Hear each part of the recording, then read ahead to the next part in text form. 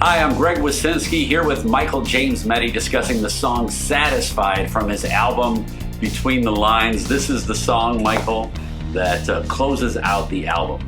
And it's a simple song. Which it wasn't originally designed. Oh, really? We thought All Things New would be the closing song. Makes sense. God makes all things new. It's kind of like there's not an... And all of my albums, the last song has always kind of been an important place. Like a lot of times you put the best songs toward the beginning, or the songs you think people are going to like because you want them to keep listening.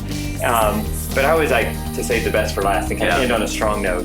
And when I was recording this song, I probably recorded 7 different versions of this song that they just didn't hit the right sonic notes, and some of them had weird lyrics, and we cut out some of the lyrics and simplified some of it. Yeah, because you're down to 4 lines. So it's a really brief song, but to me it's like exactly where I wanted to end. Sam, I'll never be satisfied. I'll never be satisfied in this world because I'm made for something greater. Yeah.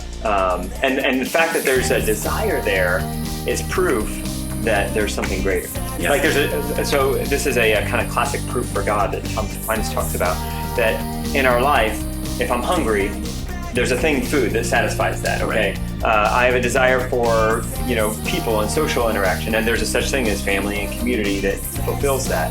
But when you really get down to the kind of the heart and the core of who we are, there's a desire that's not satisfied by anything in this world, by money, by power, by riches. People that have all of this, fame and fortune and power are still longing for something more. Yeah.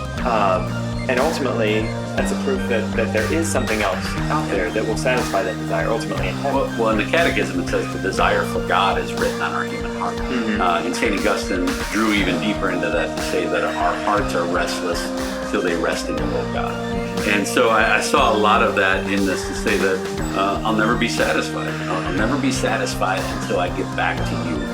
And so as Catholics, we need to know that our job is to get to heaven. Amen. The first 3 parts of the Catechism tell us that we need to know, love, serve God, and to someday go to heaven. Mm-hmm. And you've captured that very well in here. What I love what you did with this album is that there are albums that I buy and I listen to the first 4 songs and I never hear the last 5, because those are my 4 favorite songs, and then they just kind of put those ones in to fill the album. You have done a great job of peppering songs throughout the album that set a different mood, a different tone, a different feeling. So you want to listen to the CD all the way through.